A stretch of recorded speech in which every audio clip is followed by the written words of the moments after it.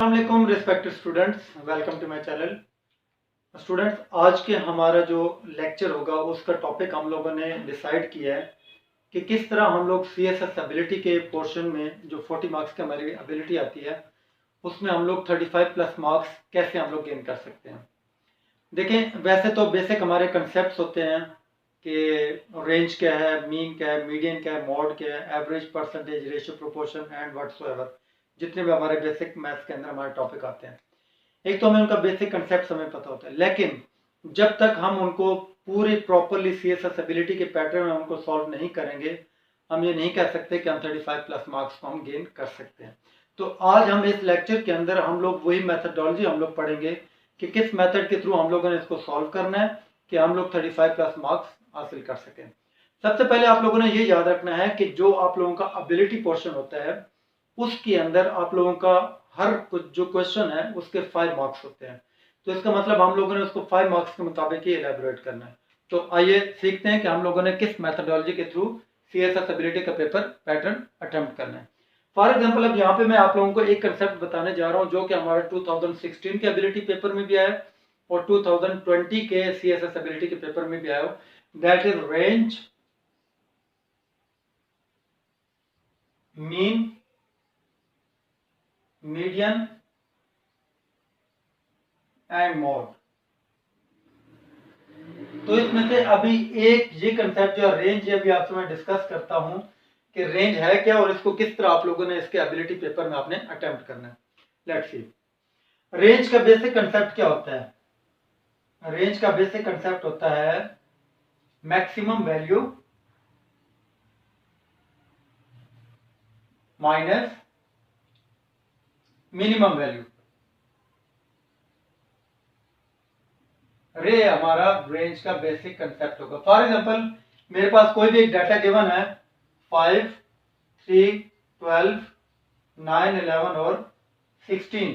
तो इसकी रेंज क्या होगी? सबसे बड़ी वैल्यू इसमें कौन सी है? 16 माइनस सबसे छोटी इसमें कौन सी है? मिनिमम 3। दैट मीन्स जो रेंज की मेरी वैल्यू होगी वो होगी 13।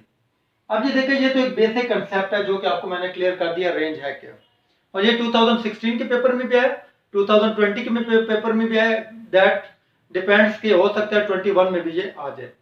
अब ये तो एक बेसिक कंसेप्ट है, लेकिन अगर हम लोग फॉर एग्जांपल पेपर के अंदर हम लोग इस मेथोडोलॉजी के थ्रू करेंगे तो अगर ये 5 मार्क्स का अगर एक क्वेश्चन आ जाए, दैट मीन वो 5 में से जस्ट हमें 1 मार्क देगा या 1.5 मार्क्स देगा। अभी हम लोगों ने 5 में से 5 मार्क्स हम लोगों ने गेट करने हैं या 4.5 मार्क्स हम लोगों ने गेट करने हैं, तो उसका तरीका क्या होगा अभी उसको देखते हैं।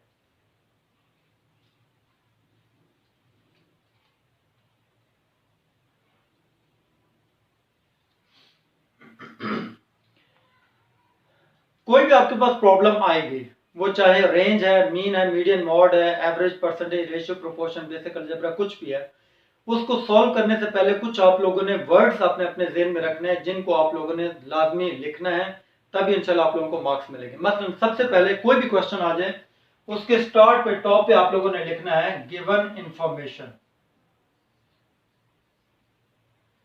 और ये आप लोगों ने हेडिंग देनी है मार्कर के साथ। खूबसूरत से हेडिंग दे, कोशिश करें अपनी रिप्रेजेंटेशन आपकी जो है वो आप लोग अच्छी रखें। गिवन इंफॉर्मेशन के अंदर आप लोगों ने डाटा लिख देना। फॉर एग्जांपल ये 12, 9, 3, 12, 13, 15 और 6। फॉर एग्जांपल ये आप लोगों का डाटा है। उसके बाद आप लोगों ने यहाँ पे ये लिखना है रिक्वायर्ड, ये भी आप लोगों ने मार्कर के साथ हेडिंग देनी है। रिक्वायर्ड में आप लोगों ने लिखना है range for the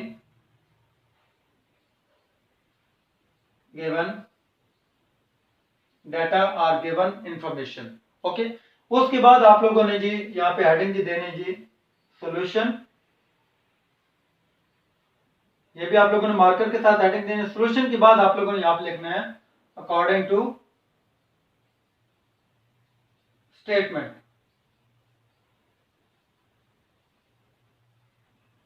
according to statement, according to condition, according to कुछ question, according to the given information, जो वर्ड जो मर्जी आप लोग वर्ड यूज कर सकते हैं। उसके बाद आप लोगों ने यहाँ पे अकॉर्डिंग टू स्टेटमेंट में आप लोगों ने अपना फार्मूला पुट कर देना। Range is equal to maximum value minus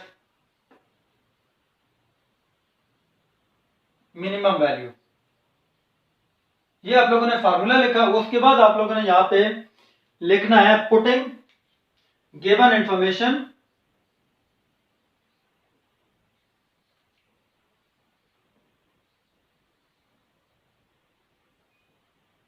in above formula.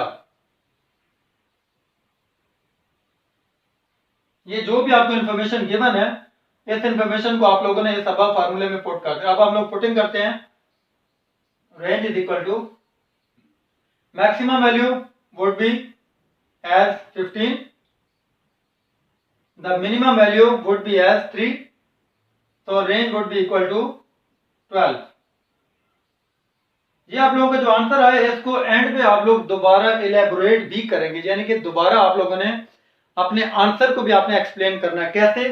जब आपका आंसर आ जाएगा उसके बाद आप लोगों ने यहाँ पे एक वर्ड लिखना है, पूरा आप लोगों ने वर्ड नहीं सॉरी आपने पूरा एक सेंटेंस लिखना है। आप लोगों ने लिखना है hence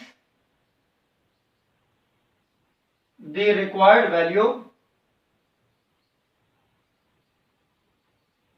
for range for the given above information is 12। तो इस तरह आप लोगों ने अपने आंसर को भी आगे एलेबोरेट कर देना है।